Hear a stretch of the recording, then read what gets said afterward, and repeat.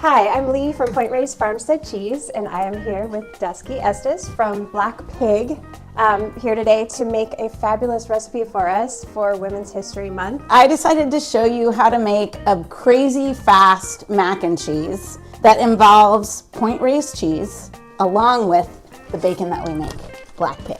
Generally what I do to make it a very fast recipe is I use their pimento cheese. But today I'm going to show you how to make a pimento cheese if you can't get your hands on this awesome thing. But I think you could order it on their website. We have 5 ingredients in the pimento cheese. 1 cup of tomarashi, these peppadew peppers, but you could do any pickled spicy pepper that you like. Mayonnaise or aioli, cream cheese, and hot sauce. So all of these go into the food processor together. It's amazing how easy it is to make. And there you go, pimento cheese. So now I'm going to show you this crazy way that I make mac and cheese. We're going to start with cream and water in our pan and bring it to a boil. And I'm going to add a little salt and pepper here. This is the best topper for a mac and cheese. And what I do is I combine crumbled Cheez-Its with our bacon. Basically what I'm going to do is do a tiny dice of bacon, and we're going to saute that. So now we're basically going to keep our eye on this, and when it comes up to a boil, I'm going to reduce it to a simmer so it doesn't boil over. You were a vegetarian before, yes. So you probably were not always cooking bacon. Absolutely not. How did you get your start in being a chef? When I was 5, I cooked my grandfather's birthday cake, and actually you can capture a picture of it because it's by the front door.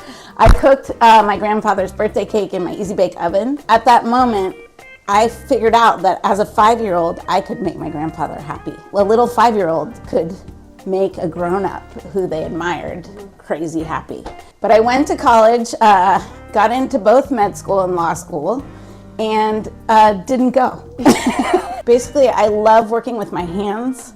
I love physical work. I love seeing how things transform and making people happy. Along the way, who were the people that inspired you or supported you and encouraged you? So in Seattle, I worked for a chef named Tom Douglas. So he put the seed, pun intended, the sort of farm to table seed in my love of cooking. Like, I love being outside and seeing food grow and then figuring out how to make that be a maximum experience of delight. And then here in Sonoma County, I would say a farmer is my mentor, a farmer named Lou Preston, who is in the Dry Creek Valley. And he's somebody who pulled up grapes for food and was committed to diversity of agriculture. So on his farm, not only did he make wine, but he also made hard cider. He also made bread. He also grew olives and made olive oil. So I could get everything and tell the Preston Vineyard story. And I became a huge fan of Lou.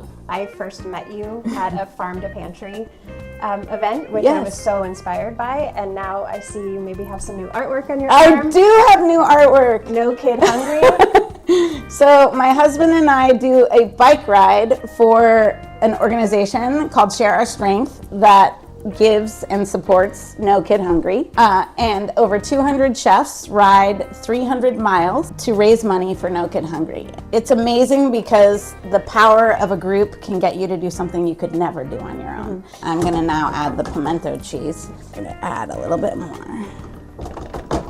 And I'm turning the heat off and just melting that cheese in there. Cool. So I like to serve them in pots. And I like to eat my macaroni and cheese with a spoon. So then we're gonna put some bread, some of the either croutons or Cheez-Its or whatever you want on top, but for me it's the Cheez-Its. And then some bacon. Hands right in the piping hot bacon. Yeah, that's right, babe. You can add green onion if you need something green. Cheers. Cheers.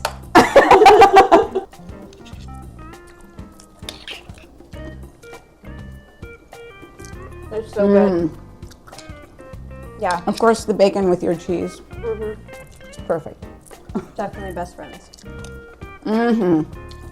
So when you are working in a kitchen or creating an atmosphere for people that are working in the kitchen, what are ways that you ensure that there's inclusivity and some, equity for everyone that is around you?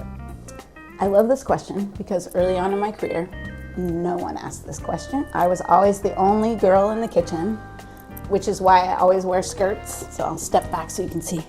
I want people to know I'm a girl. When I had my own restaurant, I could change how it all was. We did collaborative.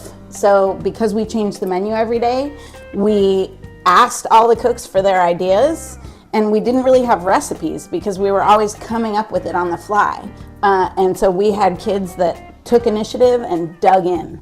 And I'm still near and dear to all those kids, even though we shuttered the restaurant 6 years ago.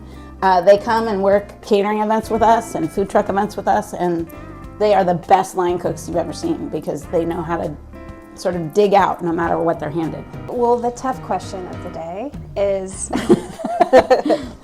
what is your favorite point-raised farmstead cheese and why? And that is the tough question of the day, because what I will tell you is there's not a bummer in the lot. I would take each and every one and eat them all up. But if I had to pick one, I think that I would pick the Bay Blue because there's nothing else like it. It just is a stand-up. It's a winner. But they all are. You cannot go wrong.